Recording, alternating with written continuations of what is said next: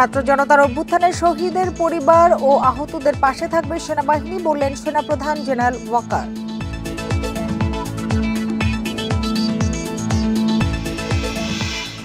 সেনাবাহিনী ও রাজনৈতিক দলকে মুখোমুখি করা কাম্য নয়, ফেসবুকে জানালেন সার্জিস। দলীয় সভার পর বক্তব্য দেবে এনসিপি।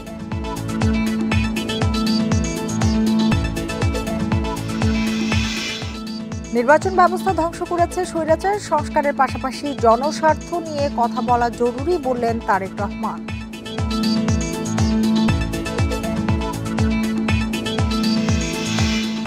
জুলাই হত্যাকাণ্ডের জন্য আওয়ামী লীগের বিচার সম্ভব, জানালেন চিফ প্রসিকিউটর। মরদেহ পোড়ানোর তদন্ত প্রতিবেদন জমা।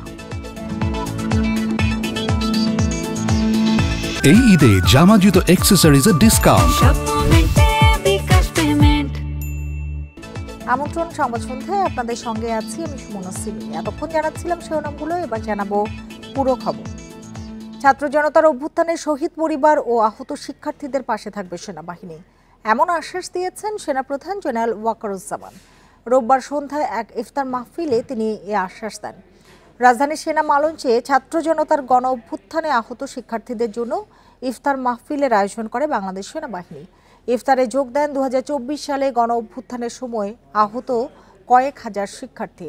সংক্ষিপ্ত বক্তব্যে সেনাপ্রধান ওয়াকারুজ্জামান স্বৈরাচার বিরোধী আন্দোলনে শিক্ষার্থীদের অবদানের কথা স্মরণ করেন। বলেন, সেনাবাহিনীর পক্ষ থেকে এ পর্যন্ত 4200 শিক্ষার্থীকে চিকিৎসা সহায়তা দেওয়া হয়েছে। আহতদের মনোবল ধরে রাখার পরামর্শ দেন ওয়াকারুজ্জামান। তাদের চিকিৎসা ও আর্থিক সহায়তা বহাল থাকবে বলেও জানান সেনাপ্রধান। ইফতারের পর শিক্ষার্থীদের হাতে ঈদের উপহার তুলে দেওয়া হয়। যোদ্ধাদের জন্য এই পুরো আমরা দিব, এর উদ্দেশ্য একটাই,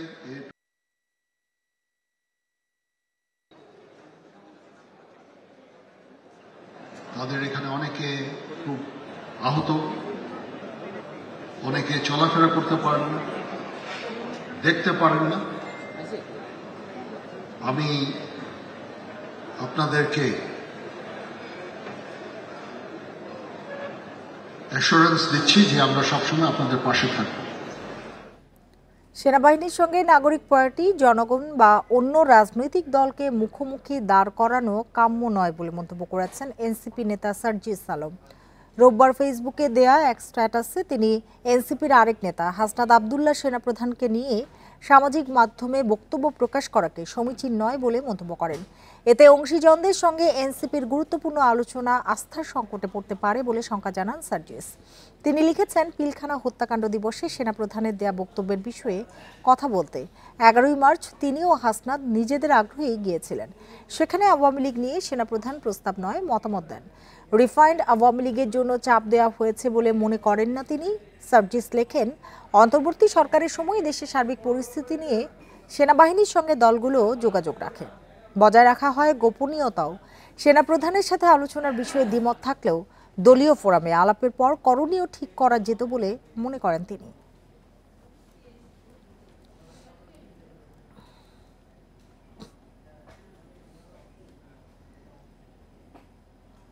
সেনাপ্রধানের সাথে আলোচনার বিষয়ে হাসনাত আবদুল্লাহর ফেসবুক স্ট্যাটাসের বিষয়টি দলীয়ভাবে অবগত নয় এনসিপি। এ বিষয়ে দলীয় সভার পর নিজেদের বক্তব্য জানাবে দলটি। বিকেলে বাংলা মোটর কার্যালয়ে শ্রমিক উইং গঠনের লক্ষ্যে আয়োজিত সংবাদ সম্মেলনে একথা জানান জাতীয় নাগরিক পার্টির মুখ্য সমন্বয়ক নাসির উদ্দিন পাটোয়ারি। তিনি বলেন, আওয়ামী লীগ নিষিদ্ধের ইস্যুতে কোনো ছাড় দেয়া হবে না। রাজনীতি বিষয়ে সেনাবাহিনীকে দায়িত্বশীল আচরণের আহ্বান জানান নাসির উদ্দিন পাটোয়ারি। এ সময় সাংবাদিকদের প্রশ্নের জবাবে তিনি বলেন, 2024-এর আন্দোলন পরবর্তী রাজনীতির সিদ্ধান্ত রাজনীতিবিদরাই নেবেন। গণ অভ্যুত্থানের পর রাজনৈতিক দল হিসেবে এনসিপি নানা পরিবর্তনের মধ্য দিয়ে যাচ্ছে।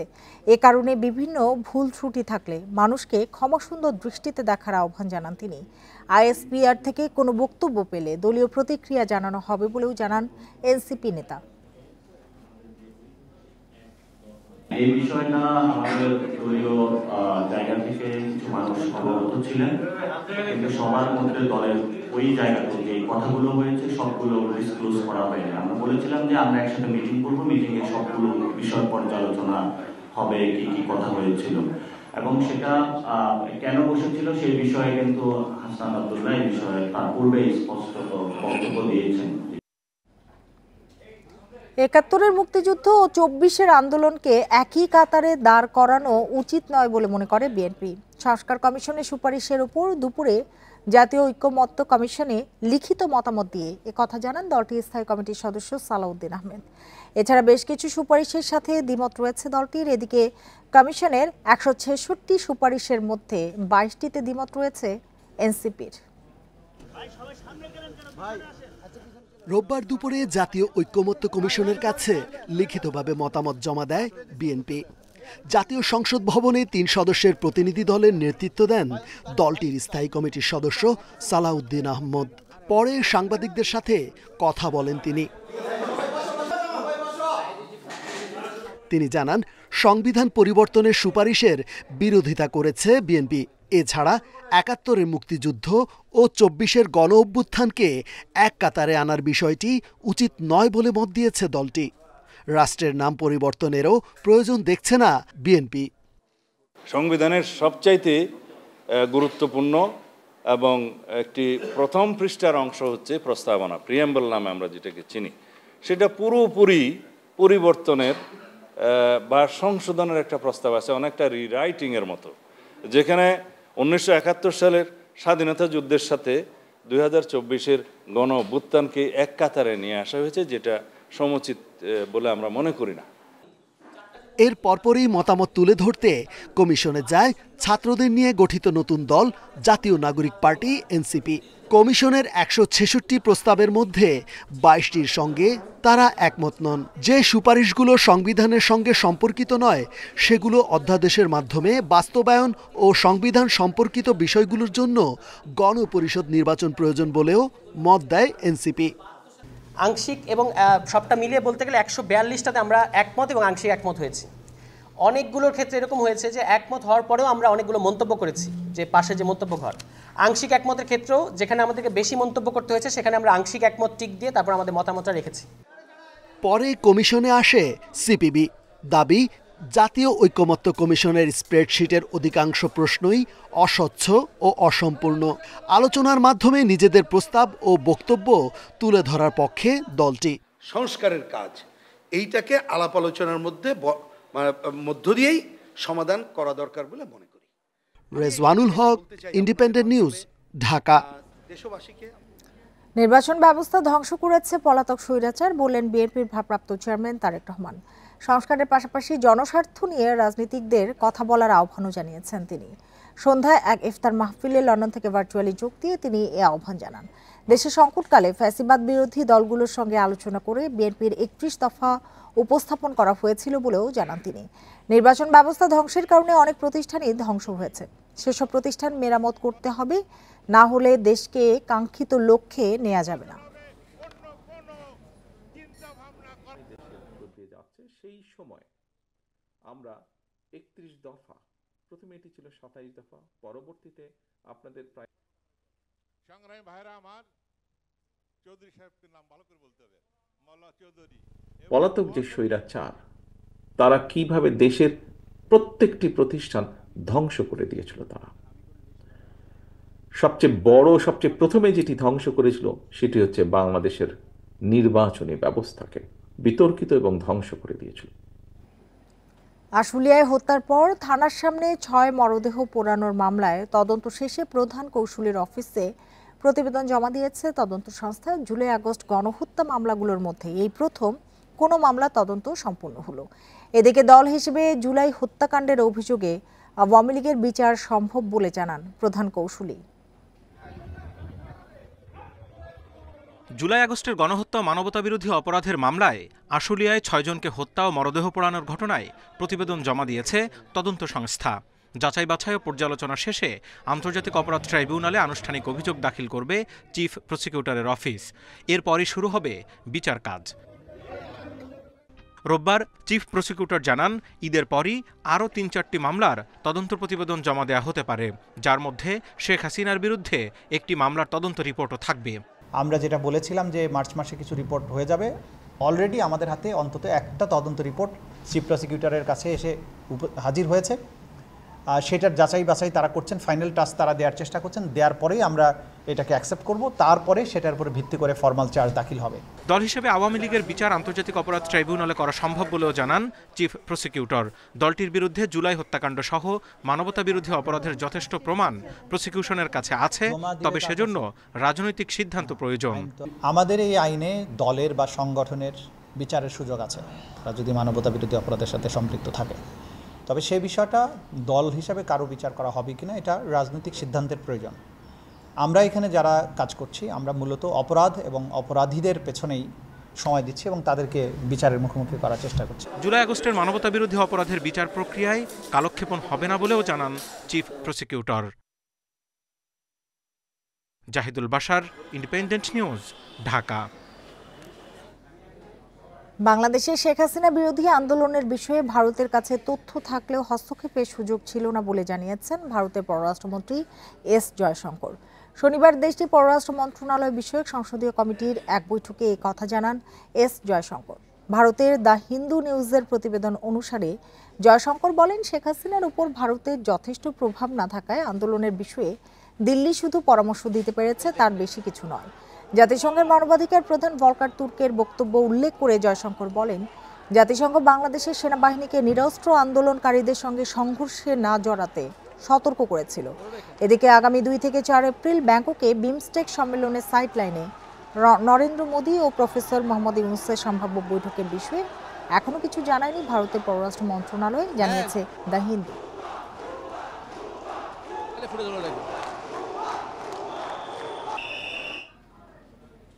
রাজনৈতিক তোষণ, দলাদলি ও মালিকদের হস্তক্ষেপ স্বাধীন সাংবাদিকতার বাধা বলে মনে করেন গণমাধ্যম সংস্কার কমিশনের প্রধান কামাল আহমেদ। তার দাবি, সুপারিশগুলো বাস্তবায়ন হলে গণমাধ্যমে আমূল পরিবর্তন আসবে। কামাল আহমেদ মন্তব্য করেন, আগস্টের পট পরিবর্তনের পর গণমাধ্যমের স্বাধীনতা নিশ্চিত করতে কিছুটা ব্যর্থ হয়েছে অন্তর্বর্তী সরকার। সবচেয়ে কঠিন সময় পার করছে গণমাধ্যম, দেখা দিয়েছে আস্থার সংকট। তাই গণমাধ্যম সংস্কারে কমিশন গঠন করে অন্তর্বর্তী সরকার। এরই মধ্যে বেশ কিছু সুপারিশ করে প্রতিবেদন দিয়েছে কমিশন। একান্ত সাক্ষাৎকারে সংস্কার কমিশনের প্রধান বলেন, অনুমানে নয়, প্রস্তাব করা হয়েছে তথ্যের ভিত্তিতে। মন্তব্য করেন, গণমাধ্যমে যে অবস্থা তৈরি হয়েছে তা একদিনে হয়নি। নির্মোহভাবে করবেন, বস্তুনিষ্ঠভাবে করবেন, সেটা করতে পারেননি বলেই কিন্তু এত সমস্যা তৈরি হয়েছে। জনস্বার্থ প্রাধান্য পায়নি, ব্যক্তি স্বার্থ, গোষ্ঠী স্বার্থ, পারিবারিক স্বার্থ, রাজনৈতিক স্বার্থ, ব্যবসায়িক স্বার্থ, এগুলোকেই প্রাধান্য দেওয়া হয়েছে। এই কারণে আজকে এই গণমাধ্যমের প্রতি মানুষের এত অনাস্থা, এবং যে কারণে ক্ষুব্ধ হয়ে মানুষ যে টেলিভিশন কেন্দ্রে হামলা করেছে, টেলিভিশন কেন্দ্রে, বেসরকারি কেন্দ্রেও হামলা হয়েছে, রাষ্ট্রীয় প্রতিষ্ঠানেও হামলা হয়েছে। তিনি আরও বলেন, সাংবাদিকরা রাজনৈতিক কর্মীর ভূমিকায় অবতীর্ণ হওয়ায় আস্থার সংকটে পড়েছে গণমাধ্যম। সুপারিশগুলো বাস্তবায়ন না হলে সংকট আরও বাড়বে। তার দায়িত্ব পালন করতে পারছে কি পারছে না, মনে হচ্ছে যে সরকার তার দায়িত্ব পালনে ব্যর্থ হচ্ছে, তাদের ঘাটতি রয়েছে, তারা খুব সিরিয়াসলি বিষয়গুলোকে কন্ট্রোল করতে পারছে না, নিয়ন্ত্রণে নিতে পারছে না, এবং বিচারের ব্যবস্থাটাও একটু স্লথ গতি। কোনো ক্ষেত্রে হামলাকারীরা কিন্তু গ্রেফতার হয়েছে, কিন্তু বিচারের ব্যবস্থাটা করতে হবে। রাজনৈতিক বিবেচনায় মিডিয়া হাউজের লাইসেন্স না দেওয়ার আহ্বান জানান কামাল আহমেদ। আল আমিন হোসেন, ইন্ডিপেন্ডেন্ট নিউজ, ঢাকা। শহর থেকে গ্রাম পর্যন্ত জমে উঠেছে ঈদের বাজার। ক্রেতাদের ভিড়ে শপিং মলগুলোতে বেচাকেনা চলে গভীর রাত পর্যন্ত। এবছর ক্রেতাদের পছন্দের শীর্ষে রয়েছে পাকিস্তানি পোশাক। এদিকে ক্রেতা বিক্রেতাদের নিরাপত্তায় বিশেষ ব্যবস্থা নিয়েছে প্রশাসন। আসছে ঈদুল ফিতর, সময় যত ঘনাচ্ছে হবিগঞ্জের বিভিন্ন মার্কেট, শোরুম ও বিপণী বিতানে বাড়ছে ক্রেতাদের সমাগম। বিক্রেতারা বলছেন, এবার গরমের কারণে ক্রেতারা ঝুঁকছেন সুতি পোশাকের দিকে। এবছর পাকিস্তানি পোশাক পছন্দের শীর্ষে রয়েছে বলেও দাবি তাদের। বর্তমানে এখন ব্যবসা বাণিজ্য খুবই ভালো চলছে, আর আশা করি ভালো একটা আমরা এই বছর সিজনে ভালো একটা ব্যবসা করতে পারবো। তবে ক্রেতারা বলছেন দাম অনেক বেশি। অনেক ভিড়, তারপরেও এত ভিড় অতিক্রম করে আমরা ঈদের কেনাকাটা করলাম। দামটা একটু বেশি মনে হচ্ছে, সেটা আমি নিজেও জানি না কি কারণে। লক্ষ্মীপুরের বিভিন্ন মার্কেটেও পাকিস্তানি পোশাকের চাহিদা বেশি।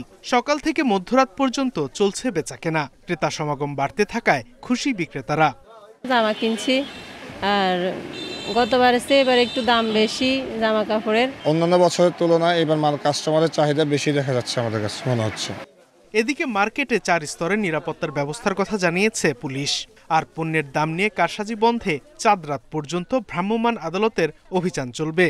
মজু চৌধুরী ঘাট সহ আমাদের যে সমস্ত সড়ক পথ আছে সকল পথই আমাদের টহল বৃদ্ধি পাবে এবং আমাদের পিকেট পুলিশের সংখ্যা বৃদ্ধি পাবে। ঈদ উপলক্ষে আমাদের বিশেষ অভিযান থাকে, আমরা ঈদের মরশুমে অভিযান পরিচালনা করে থাকি। সেক্ষেত্রে বাংলাদেশ পুলিশ, বাংলাদেশ সেনাবাহিনীর সহযোগিতায় আমরা এবারও অভিযান আমাদের পরিচালনা করব।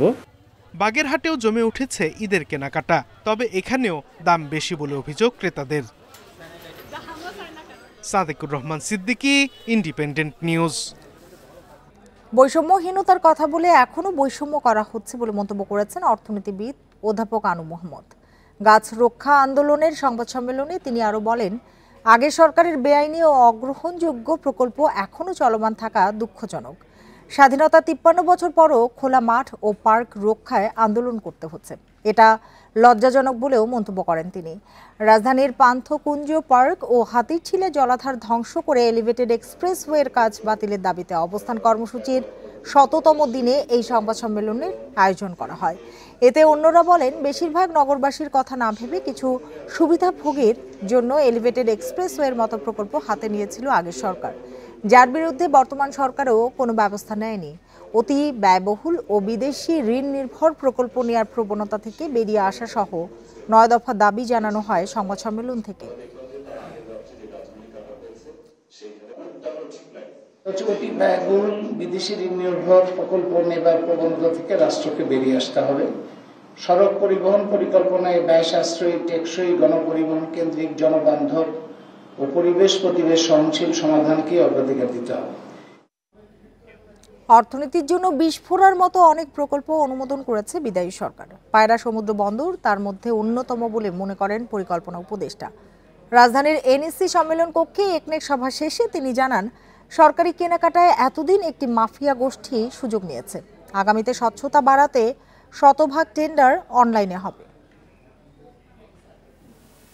চলতি অর্থ বছরের 8ম একনেক সভায় 15 প্রকল্প অনুমোদন দিয়েছে অন্তর্বর্তী সরকার। এসব প্রকল্পে ব্যয় হবে 21,139 কোটি টাকা।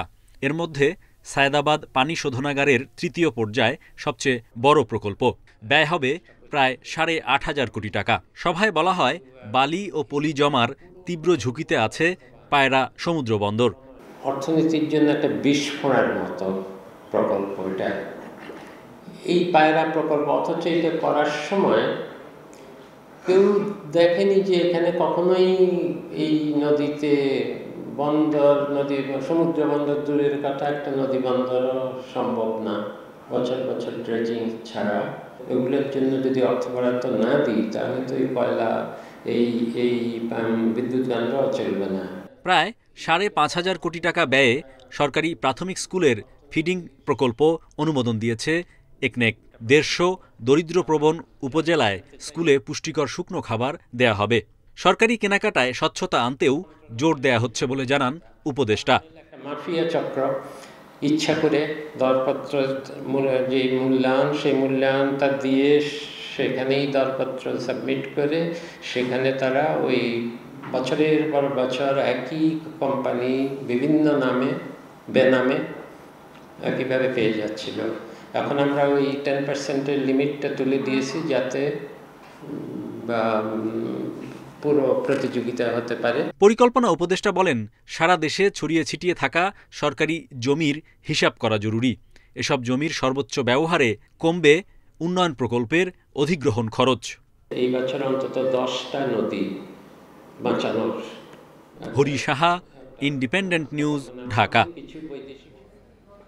অবৈধ সম্পদের মামলায় স্বাস্থ্য অধিদপ্তরের সাবেক গাড়ি চালক আব্দুল মালিককে 13 বছরের কারাদণ্ড দিয়েছেন আদালত। দুপুরে ঢাকার বিশেষ জজ আদালত 6-এর বিচারক জাকারিয়া হোসেনের আদালত এ রায় দেন। 2021 সালে অবৈধ সম্পদ অর্জন ও তথ্য গোপনের অভিযোগে আব্দুল মালিকের বিরুদ্ধে একটি ও তার স্ত্রী নার্গিসের বিরুদ্ধে 2টি মামলা করায় দুর্নীতি দমন কমিশন দুদক। মামলার এজাহারে বলা হয়, আসামি আব্দুল মালিক দুদকে দাখিল করা সম্পদ বিবরণীতে 93,53,000 টাকা মূল্যের স্থাবর ও অস্থাবর সম্পদ অর্জনের তথ্য গোপন করেন।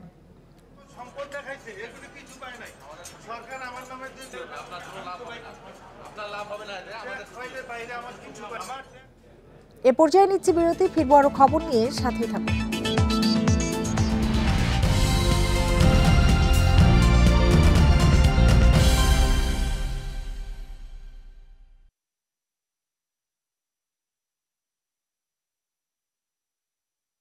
পয়লা বৈশাখে মঙ্গল শোভাযাত্রার নাম পরিবর্তন হবে কিনা সে বিষয়ে আনুষ্ঠানিক সিদ্ধান্ত নেওয়া হবে কাল, জানিয়েছেন সংস্কৃতি উপদেষ্টা। নাম পাল্টালেও ইউনেস্কোর স্বীকৃতিতে সমস্যা হবে না। বলেন, আগে শুধু বাঙালির উৎসব থাকলেও এবার সব জাতিগোষ্ঠী নিয়ে স্মরণীয় আয়োজন করা হবে। এদিকে ইসলামী মূল্যবোধ সহ বেশ কিছু বিষয় যুক্ত হবে বলেও জানান সচিব। দেশের সবচেয়ে বড় অসাম্প্রদায়িক উৎসব পয়লা বৈশাখ বাংলা বর্ষবরণ। 4 দশক ধরে উৎসবের অবিচ্ছেদ্য অংশ মঙ্গল শোভাযাত্রা। সব ধর্ম বর্ণের মানুষ নিয়ে ঢাকা বিশ্ববিদ্যালয়ের চারুকলার শোভাযাত্রা 2016 সালে পায় ইউনেস্কোর বিশ্ব সাংস্কৃতিক ঐতিহ্যের স্বীকৃতি। 1986 সালে আনন্দ শোভাযাত্রা নামে শুরু হয়ে 1990 সালে পরিচিতি পায় মঙ্গল শোভাযাত্রা নামে। এবার সে নাম পাল্টাবে কিনা সে সিদ্ধান্ত হবে সোমবার। সংস্কৃতি উপদেষ্টা বলছেন, এবার ভিন্ন মাত্রার আয়োজন হবে। এর নাম ছিল আনন্দ শোভাযাত্রা, সেখান থেকে হয়েছে মঙ্গল শোভাযাত্রা, রাইট? যে নাম একবার পরিবর্তিত হয়েছে, যদি সবাই সর্বসম্মত হয় তাহলে আবার পরিবর্তন হতে পারে। এই শোভাযাত্রা বাঙালি, চাকমা, মারমা, গারো প্রত্যেকের। ফলে আমাদেরকে দেখতে হবে যে আমরা এমন একটা নাম যেন না দিই যেটা শুধুমাত্র আমাদেরই হয়, ওরা আর ইনক্লুড হতে না পারে, ওরা যেন ব্র্যাকেটে না পড়ে যায়। এবার বর্ষবরণে ইসলামী মূল্যবোধ সহ বেশ কিছু বিষয় যুক্ত হবে। নিশ্চিত করা হবে সব জাতিগোষ্ঠীর অংশগ্রহণ। ইসলামী সংস্কৃতির কথাও এখানে আলোচনা রয়েছে, যেটা এখানে সংখ্যাগরিষ্ঠ মুসলমান। তো সেই হিসেবে ইসলামী সংস্কৃতির প্রতিফলন কিভাবে আমাদের বিভিন্ন অনুষ্ঠানে করা যায়। প্রতিবারের মতো এবারও রমনা বটমূলে থাকছে ছায়ানটের আয়োজন। গান বাছাইয়ে কোনো নির্দেশনা নেই বলে জানান সংগঠনটির সাধারণ সম্পাদক লাইসা আহমেদ লিসা। আর ঢাবি উপাচার্য জানান, বৈচিত্র্যের মধ্যেই ঐক্য ধরে রাখতে হবে। আমাদের বিভিন্ন জাতিগোষ্ঠী আছেন, প্রতিটি মূলধারাকে আমরা সম্মান করতে চাচ্ছি এবং চাচ্ছি যে সবাই মিলে এই বৈচিত্র্যের মধ্যেই ঐক্য খুঁজতে। এবার সন্ধ্যার মধ্যে অনুষ্ঠান শেষ করার বাধ্যবাধকতা থাকছে না। রাতে সংসদ ভবন এলাকায় হবে ড্রোন শো। আকাশে কিছু ড্রোন দিয়ে কিছু ইমেজ তৈরি করা হচ্ছে। Asif Mahmud Shah, independent news, Dhaka.